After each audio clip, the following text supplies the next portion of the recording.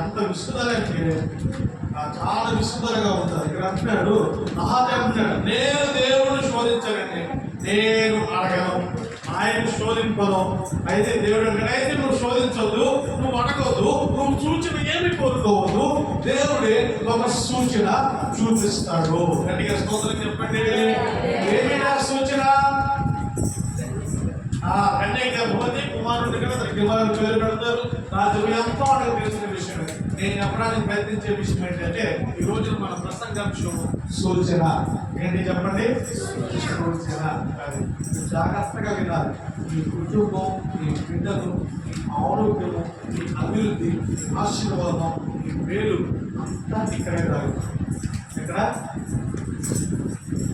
ముసుకో లేదు, మీకంటే నాకు చాలా నమ్మకం. అయినా కానీ ముసుగు లేకుండా మీకు వాటిలో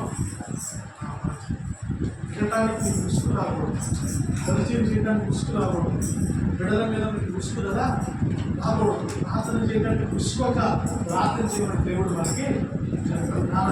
ముసుగుదాలు రాకూడదు. ముసుగుదాలు వచ్చినప్పుడు మనం తెలియని నష్టాలు దేవుడు సూచనలు చూపిస్తాడు. ఏమేమి పోగొట్టుకోవాలో, ఏమేమి పోగొట్టుకుంటావో ఆ సూచనలన్నీ నీకు కనపడతాయి. ఏం కనపడతాయి? సూచన కనపడతాయి. ఏ సూచనలో? దేవుడు సూచన కనపడతాయి. గట్టిగా స్తోత్రం చెప్పండి. అది సూచన అనే విషయం మీద ఒక 4 పాయింట్లు చెప్తానన్నాను కదా, అంశం రాసుకోండి. సూచన ఒకటి, దేవుడిని శోధించకూడదు. ఎవరు శోధించకూడదు? దేవుడు. చాలా మంది దేవుడు శోధిస్తూ ఉంటాడు. దేవుడికి తెలియదు. ఆ కంటే తీసుకుని పట్టొద్దు, నన్ను పట్టుకోదు. ఇది పుట్టినరోజు చేద్దాం. ఏంటంటే దేవుణ్ణి శోధింపకూడదు. నేను దేవుణ్ణి శోధింపను. యోధా వంశస్థులారా, దావీదు వంశస్థులారా, మీరందరూ వినండి. మనుషులను శోధించినట్టు చాలా, కానీ దేవుణ్ణి కూడా మీరు విసిగించమాట. దేవుణ్ణి విసిగించడం ఏంటి? దేవుణ్ణి శోధించడం ఏంటి అంటే కొన్ని విషయాలు, ఆ సూచన అనే విషయాల్లో కొన్ని మాటలు చెప్తాను జాగ్రత్తగా. సూచన అని వచ్చినప్పుడు మీరు చక్కగా రాసుకోండి. ద్వితీయోపదేశకాండం మొట్టమొదటి పాయింట్ 13వ అధ్యాయం 1వ వచనం. ద్వితీయోపదేశకాండం 1వ అధ్యాయం 13వ అధ్యాయము 1వ వచనం. ద్వితీయోపదేశకాండం 13వ అధ్యాయం 1వ వచనం. అధ్యాయం 13. ప్రవక్తయే గాని అది ప్రవక్తయే గాని కలగనేవాడే గాని మీ మధ్య లేచి నీ ఎదుట సూచక్రియలను చేసి నువ్వు ఎరగని ఇతర దేవతలను అనుసరించి పూజిస్తూ రమ్మని చెప్పిన అతను నీతో చెప్పిన సూచక్రియని మహత్కార్యాన్ని కానీ సంభవించినను ఆ ప్రవక్త మాటలను కలలను కలువారి మాటలను అనుసరించి వినకూడదు.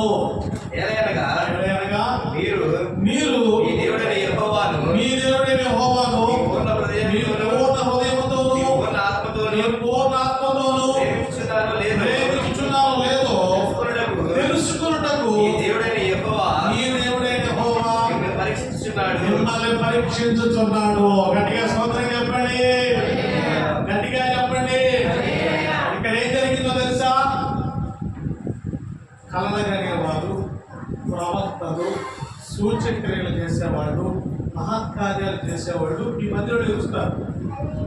లేచి నాకు అది కనపడింది, నాకు ఇది కనపడింది, పరలోకంలో బిల్డింగ్ ఉంది, మీ ఇంటి పక్కన దేవతలు ఏడుస్తున్నాయి, మీ ఇంట్లో బాగా కనపడింది, మీ ఇంట్లో ప్లాస్టిక్ నీళ్ళంతో చూడు, ఎత్తలకి గంటలో కూడుకుంది చూడు, మీరు కొబ్బరికాయ కట్టారు చూడు, ఇవన్నీ చెప్తారు. వీళ్ళు సూచనలు ఏం చెప్తారు? నా 2 మంటల కప్పులు కనపడతాయి, 2 తేళ్లు కనపడతాయి, ఇతర మొదటి కట్టడం కనపడింది, ఇవన్నీ చెప్తారు. ఇవన్నీ చెప్పినప్పుడు వాళ్ళతో వేగీకరించకూడదు. ఏం చేయకూడదు? నాకు చాలా మంది చెప్తారు, అక్కడ కాదు, నేను సేవలోకి వచ్చి 2014లో వచ్చాను, 2012లో రక్షణ పొందారు, 2014లో పిలుపు అందుకున్నాను, 2016 ట్రైనింగ్ బయటకు వచ్చి సేవలో ఉన్నా, 2024 ఎంతో మంది కలిశారు. ఎంతో మంది కళ్ళు మూసుకొని దర్శనాలు చెప్పి ప్రవచనాలు చెప్పి మాట్లాడేవాళ్ళు ఎంతో మంది ఉన్నారు. వాళ్ళన్నింటికి నువ్వు ప్రేరేపించబోకూడదు. ఎందుకో తెలుసా? వాళ్ళందరూ దేవుడిని మధ్యకి తీసుకొస్తాడు, నీ సంఘంలోకి తీసుకొస్తాడు, నీ ఎదుటి వాళ్ళు నిలుస్తారు. ఎందుకో తెలుసా? నీ దేవుడే యెహోవాను పూర్ణ మనసుతో ప్రేమిస్తున్నావో లేదో తెలుసుకోవడానికి దేవుడు అలాంటి పరీక్ష నీకు స్తోత్రం చెప్పండి, గట్టిగా చెప్పండి. ఈ మధ్య మన దగ్గరకు ఒక ప్రవక్త వచ్చాడా లేదా?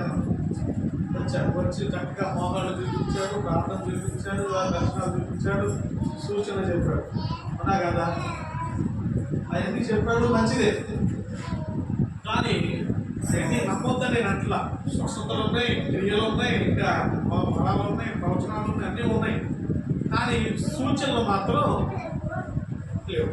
ఇది నీకు అర్థం అవ్వాలి. అందుకని నేను తీసుకున్నటువంటి సూచన ఏంటి చెప్పండి? సూచనలు చెప్పకూడదు. ఏంటిది? సోదరు అడిగే వాడు ఉన్నారు, చేయి చూసి సూచన చెప్పేవాడు ఉన్నారు, బస్తీ చూసి కుటుంబం గురించి చెప్పేవాడు ఉన్నారు, కడుపును చూసి జాతకం చెప్పేవాడు ఉన్నారు, పెదాలను చూసి ముక్కులు చూసి చెవులు చూసి అబ్బో ఆ కళ్ళ రంగులు చూసి కోడి కూర్చొని చూసి కూడా రకరకాలు చెప్పేవాడు ఉన్నారు. దేవుడు వాక్యం అంటుంది, నీ ఎదుటే లేస్తారు వాళ్ళు. నువ్వు జాగ్రత్తగా ఉండాలి. నిన్ను గురించి ప్రవచిస్తారు, నిన్ను గురించి కళ్ళకంటారు, కళ్ళలోనే చెప్తారు, నీ జీవితం అంతా చెప్తారు. కానీ వాటి నమ్మడము వెళ్ళకూడదు. శ్రమయైనను, ఖడ్గమైనను, కరువైనను దేవుడి మీద వాదాలు పడతావా లేదా, ఈ దేవుడి యెహోవాను పూర్ణ మనసుతో ప్రేమిస్తావా లేదా అని యెహోవా పరిశోధించుటకు ఇలా చెప్తాడు, ఇలా చేస్తాడు. మీరు ఎగిపోతారా, ఎగిపోరా, ఉంటారా, ఉండరా అని దేవుడు పరిశోధన చేస్తాడు. గట్టిగా స్తోత్రం చెప్పండి. ఈరోజు సందర్భాన్ని సంక్రాంతిగానే దేవదాస్ గారు అన్నాడు, ముగించండి, నేను కూడా ఆపేసి వెళ్ళిపోదాము. కానీ మీరందరూ మాత్రం ముగించాడు అనుకోకుండా నిలబడి వాక్యం చెప్పారు అని ఉండాలి. దేవుడు పరిశోధిస్తాడు. వాక్యం కోసం కూర్చుంటారా లేదా, వెళ్ళిపోతారా? నిజం, దేవుడు పరిశోధిస్తాడు. ఆ పరిశోధనలో నువ్వు నిలిచావా? సరే, నిలవలేదా? నీకు సూచనలు కనపడతాయి. ఏం సూచన అది? ఇక నీకు చెప్తే కదా. గట్టిగా స్తోత్రం చెప్పండి, గట్టిగా చెప్పండి. హల్లెలూయా. ఒక్క పాము 7 సార్లు కాడించిన. ఎన్నిసార్లు? 7 సార్లు. నిజంగా హాస్పిటల్లో ఉన్నాడు ఇప్పుడు అబ్బాయి. నెలలో 35 రోజుల్లో 7 సార్లు కాటేసింది. ఒకటే పామ వేరే వేరే ప్రాంతాల్లో కాటేసినట్టు. ఎందుకు కాటేసింది? ఈ సూచన దేనికి సాదృశ్యం? బైబిల్లో ఉన్న సూచన ఏంటి? దేవుడు మనకి ఏ సూచన ఇచ్చాడు? ఇక్కడ చెప్తున్నాడు, ఒక సూచన అడగండి దేవుడిని అన్నాడు. ఈయనంటాడు నేను అడగను అంటాడు. ఇంకొకటి అంటాడు అయితే నేనే సూచన చూపిస్తాను అంటాడు దేవుడు. ఏమిటి ఆ సూచన? సూచన మన మధ్యలో వస్తారు. దర్శనాలు చూసేవాడు, ప్రాణాలు చూసేవాడు, ప్రవచనాలు చెప్పేవాడు. అమ్మాయి నీకు ఇట్లా జరిగింది అమ్మాయి, పని జరిగినా ఒకవేళ జరగకపోయినా నువ్వు వెంబడించడానికి వీలు. మన నమ్మకం ఎక్కడ జరిగిందనుకో, జరిగిందిగా మాట్లాడారు, ఇంకేముంది ఒక్క జరిగిందిగా. ఇది ఉపదేశం మనకు అధ్యాయం 1వ వచనం ఏమన్నాడు? ప్రవక్త ఎవరన్నా?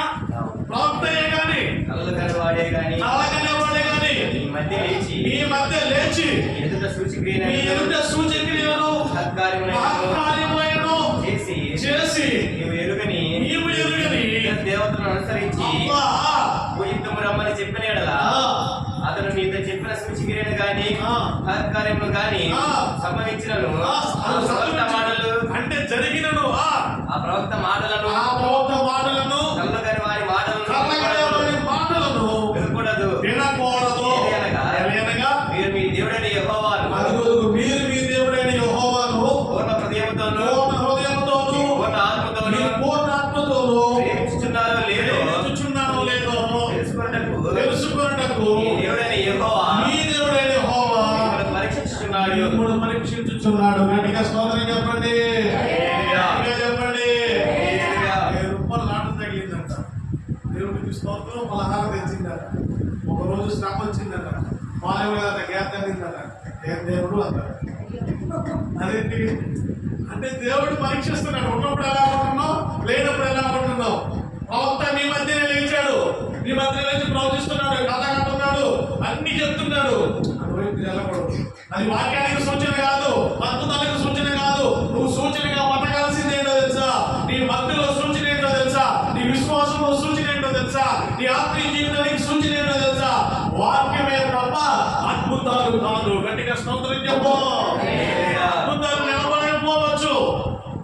మనము మాత్రము క్రీస్తు కొరకు నిలబడాలి. గట్టిగా స్తోత్రం చెప్పండి. మనలో మాట మీకు చెప్తున్నాను, ఇంకా ఎవరికి చెప్పలేదు, ఎప్పుడు చెప్పదు కూడా ఈ విషయం. ఒక విషయం చెప్తున్నాను. ఒక ఈ వీడియో కొంచెం ఆగితే కంటిన్యూ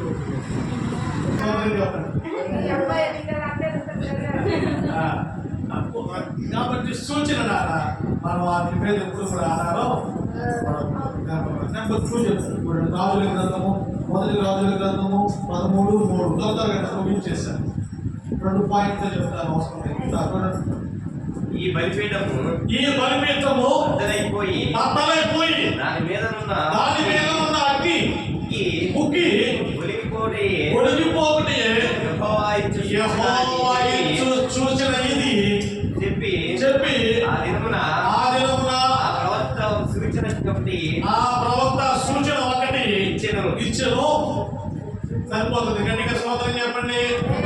ఒక ప్రవక్త వచ్చాడండి, ఒక బలిపీఠం దగ్గరికి వచ్చాడు. అక్కడ చెప్తున్నాడు, బాబు నువ్వు నిలబడ్డ బలిపీఠమే ఉండదు, అది బద్దలైపోతుంది, దాని మీద నువ్వు బుక్ ఎంత ఒలిగిపోతే దేవుడు చెప్పాడు ఇదే సూచన, ఈ బలిపీఠం వ్యక్తమైపోతుంది అన్నాడు. అసలు ఇంతకు ఏ బలిపీఠం అది? బలిపీఠం పడిపోవడం ఏంటి? బలిపీఠం ఉక్కి కాదు కదా, నిప్పు కదా ఉండాల్సింది.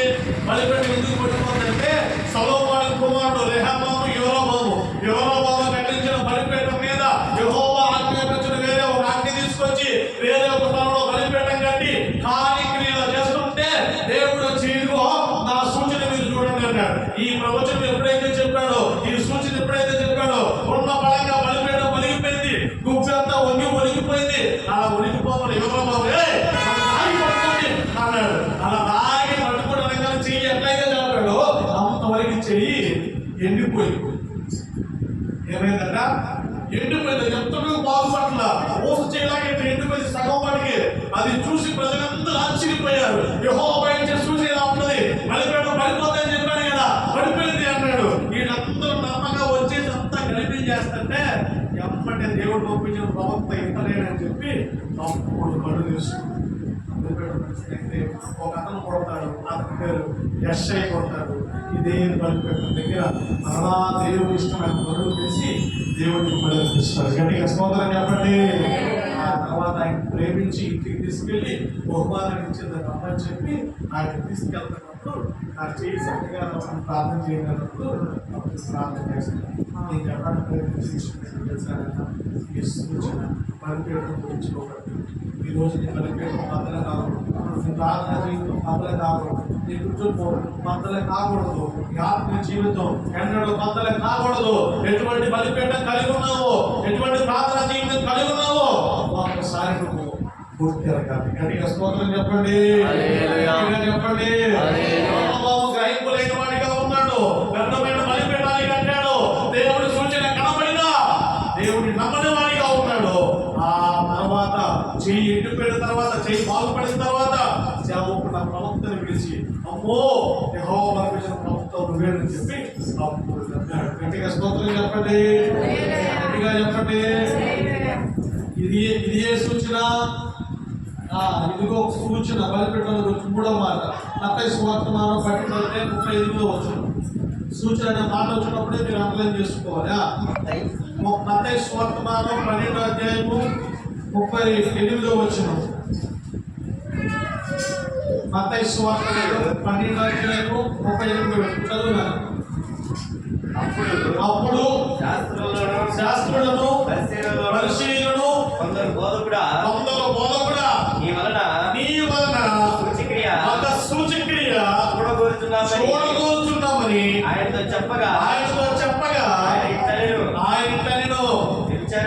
వ్యభిచారులైన ఈ చెడ్డతరము వారు సూచక్రియలు అడుగుతున్నారు. అందులో ప్రవక్త అయిన యోనాను గురించిన సూచక్రియే గాని ఏ సూచక్రియను వారికి అనుగ్రహింపబడదు. గట్టిగా స్తోత్రం చెప్పండి. గట్టిగా చెప్పండి. యేసు ప్రభు దగ్గరకు వచ్చి అడుగుతున్నారు ఏమని? అడిగేది ఎవరు? శాస్త్రులు, పరిసయ్యులు.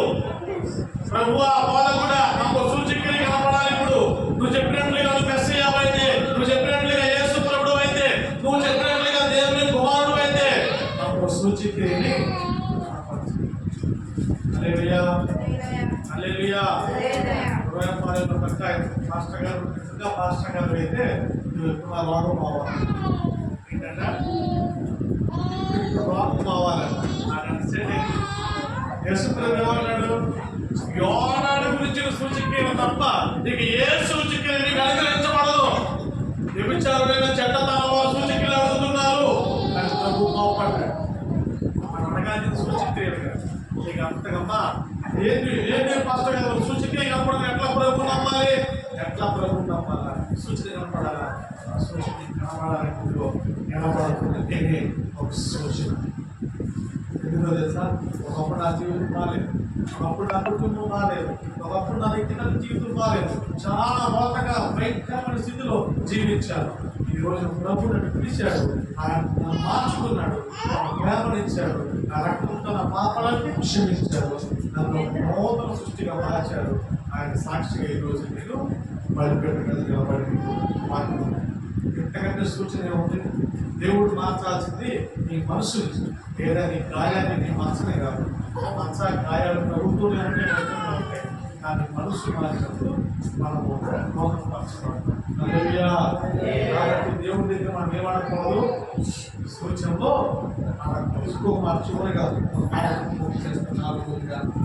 8వ అధ్యాయం 18వ వచనం యెషయా ప్రవచన సూచన ఏంటో ఒక మాట చూపిస్తాను.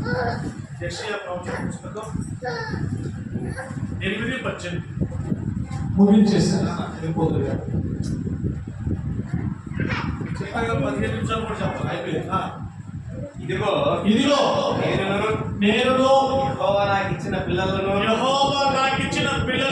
సీయోను కొండ మీద సైన్యములకు అధిపతి యెహోవా వలనని సీయోను కొండ మీద నివసించు సైన్యములకు అధిపతి యెహోవా వలననే సూచనలుగాను మహాకార్యములుగాను ఇశ్రాయేలు మధ్య మేము ఉన్నాము. గట్టిగా స్తోత్రం చెప్పండి, గట్టిగా చెప్పండి. ఇప్పుడు నీకు ఇచ్చిన పిల్లలు ఎలా ఉన్నారట? సియోను కొండ మీద ఉన్న దేవుని నివాసమైన సియోనులో నీ బిడ్డలు సూచనలుగా ఉన్నాయి. ఎలా ఉండాలి అంటే తెలుసా? దేవుడి మధ్యలో నువ్వే ఒక సూచనగా ఉండాలి. నువ్వే మనసు పొందాలి, నీవే బాప్తిసం పొందాలి, నీవే బలలో చేయవేయాలి, నీవే ఒక సాక్షిగా ఉండాలి. అంతేగాని వేరే సూచనలతో నువ్వే ఒక సూచన అవ్వాలి, నువ్వే ఒక అద్భుతం అవ్వాలి. నీ బిడ్డలు దేవుడు నీకు ఇచ్చిన పిల్లలే సియోను కొండ మీద ఒక సూచనగా మారాలి కానీ సూచిక్రియలు అవ్వాలి. గట్టిగా సోదరులు చెప్పండి. అమ్మ తేజ అని చెప్పి ఒక మాస్టర్ గారు, అమ్మ తేజ, అమ్మ తేజ మాకు వీడియో చూస్తాను. చూస్తే చూడండి, అబ్బాయి చేస్తాను తప్పు ఒక దయ్యం పెట్టిన అమ్మాయి వచ్చింది. ఎందుకంటే మాకు తెలుసు ఆయన చూడాలి. అమ్మాయికి వాక్యం తెలుసుకోలేదు, అబ్బాయి కూడా చెబుతాం. సరే అమ్మ తేజ దయ్యం పెట్టిన అమ్మాయి వచ్చింది. ప్రార్థన చేస్తే ఉంటే పోయింది, లేకపోతే లేదు. ఆ అమ్మాయి వస్తే మైకి ఉన్నాయి అక్కడ. దయ్యం నువ్వు మైకి ఇచ్చేది మట్టిగా దయ్యం. నీ పేరేంటో చెప్పు. నా పేరు అంటున్నావా? పక్కన బ్యాక్గ్రౌండ్ భయంకరమైన మ్యూజిక్. ఈ క్షణంలో నన్ను పిలిచిన దేవుడు మాట అనే పాటలు మళ్ళీ ఇవన్నీ ఎందుకు? ఇది అద్భుతాలు నువ్వు చేయాల్సిన మహత్కార్యం ఎందుకు? నువ్వు చేయాల్సిన పాలే నీకు ఇచ్చిన పిల్లలు వారి సియోను కొండలో ఒక సూచన. గట్టిగా స్తోత్రం చెప్పు. నీ బ్రతుకు మారితే, నీ జీవితం మారితే, పాప జీవితాన్ని విడిచిపెడితే అదే సూచన. అక్కడి నుంచి సూచన ఇంకేమీ లేదు. చీకట్లు అందరిగా పడతాయి, ఏమవుతాయి? ప్రార్థన చేయి, దేవుడే తీసేస్తాడు. యెహోవా యందు నుంచి ఒక దురాత్మ వచ్చింది, సౌలుకు పట్టింది. దాని మీద పాట పడినప్పుడల్లా వెళ్ళిపోయింది. కారణం ఏంటి? ఆరాధన లేదు కాబట్టి దయ్యాలు వస్తా ఉంటాయి. ఆరాధన ప్రార్థనలు ఎందుకు వస్తాయి? గట్టిగా స్తోత్రం చెప్పు. అసలు వాటితో మనకు పడే ఒక బద్దా కదా. ఆవిడ పిలిచి బద్దా పేరు చెప్పండి ఏంటి చెప్పాలి. ఇక్కడ ఏ దేవుడు ఉంటుందో చెప్పు అన్నాడు. మళ్ళీ ఏమన్నాడు? ఇక్కడ ఏ దేవుడు ఉన్నాడో చెప్పు అంటే ఖాళీగా ఉంది అంటే చర్చిలో బలిపెట్టడం మీద ఏమో బలికిచ్చి అందరికి చెప్పినంతేమో అటు చదువుతున్నారు. వీళ్ళు ఎవరు అద్భుతాల కోసం వెళ్ళాడు, దేశం కోసం పోలా, దేవుడు వాక్యం కోసం పోలా. అద్భుతాల కోసం మీరు బాగుపడతాం, మోసాలు పోతాయి, దయాలు పోతాయి. అసలు దయాలు ఎందుకు వచ్చినా తెలుసుకోవాలి, అది సంగతి. అది తెలుసుకోకుండా అడగేస్తే ఆయన లేనిపోయిన దయాలు నేను పంపిస్తాడు. ఏంటి మనకెందుకు కష్టం? యేసు రక్తమే రెండుగా స్తోత్రం చెప్పు. యేసు రక్తం దయ అనేది దున్నా అనేది. యేసు రక్తం నువ్వు చేయడంతో నీకు ధైర్యం ఉండదు. అక్కడికి వెళ్తూ వైబ్రేషన్ ఊపుతా ఉంటావు. గట్టిగా స్తోత్రం చెప్పు. అక్కడికి వెళ్ళిన తర్వాత నీ పేరు ఏంటో చెప్పు, నీ పేరు చెప్పు, ఇక్కడ ఉన్న దేవుడు ఎవరో చెప్పు. ఎన్ని ఎట్లున్నాయి మా బైబుల్ ఎన్ని లేవు. ఓవర్ అక్కడ వచ్చేసి ఏదో ప్రార్థన చేసి ఏదో ఆత్మను పట్టుకొని వచ్చేసి స్టేజ్ మీద గ్రంథి అంటా ఉంటారు. అక్కడికి వచ్చేది నిలబడు ఇచ్చేవాడు. ప్రదీప్ అని అబ్బాయి ఉన్నాడు, వేషంలో నీళ్లు వచ్చేవాడు, ఎట్లా కొడితే వేళలో పడిపోయేవాడు. ఈరోజు ఏమైంది? సంఘం కూడా కేఎల్ మాలి గారు హెలికాప్టర్ మంత్రిగా మంచి ఏకైక మొదలైనప్పుడే ఈరోజు ఏమైంది? అందరికీ ఒక జోపట్లాగా అయిపోయాడు. వెలుగుదూత, ప్రపంచానికి వెలుగుదూతన్నారు. ఈరోజు నాకు పరిస్థితి రాలేదు. దేవుడి సేవలో లేడు, రాజకీయాల్లో పడి తిరుగుతున్నాడు. చెప్పడానికి ప్రయత్నించేది అద్భుతాల వైపు పరిగెత్తితే తర్వాత మన జీవితం బాగుంటుంది. అద్భుతం జరిగినప్పుడు బాగానే ఉంటుంది, కానీ తర్వాత బాగుంటుంది. అయితే దేవుడు అంటాడు, అద్భుతాలు కోరుకోవద్దు, అద్భుతాలు చేసేది నేనే. అయితే ఆయన చేసే అద్భుతం ఏంటో తెలుసా? నిన్నే ఒక అద్భుతంగా మారుస్తాడు. సోదరులు చెప్పు, నీవే ఒక అద్భుతానివి, నీ పిల్లలు ఒక అద్భుతం, నీవే ఒక సూచనగా సంఘంలో నిలబడినప్పుడు అదే చూసి వాళ్ళందరూ సూచన. నువ్వు సూచనగా లేకపోతే నువ్వు పరిగెత్తే అలా పరిగెత్తకూడదు. అలా పరిగెత్తకుండా నిలబడినప్పుడు ఖచ్చితంగా ప్రభు చేస్తాను. హల్లెలూయా. నేను ఆ ఇచ్చిన పిల్లలు వారి సుయోగం అన్నిటి దేవుడి మందిరంలో మేమే సూచనగా నేను గట్టిగా స్తోత్రం చెప్పండి, గట్టిగా చెప్పండి. చాలా సంఘాలు చాలా చోట్ల ఇదే పరిస్థితి ఏర్పడింది. మనమే ఒక సూచనగా, మనం ఒక అద్భుతాలుగా యేసు రక్తంలో కడగబడి పాప క్షమాపణ పొందుకొని బాప్తిస్మం పొంది ఇదిగో దేవుడి సంఘంలో నాటపడుతున్నాం దాకా చాలా మంది ప్రార్థించాను. నాన్న 15 నిమిషాలు చెప్పాను, ఎక్కువ చెప్పలేదమ్మా. ఒక నిమిషం ప్రార్థన చేద్దాం. త్వరలో వచ్చి సూచన కూర్చున్నారు. ఈ మధ్య పవన్ చేయాలి, కార్యాలయం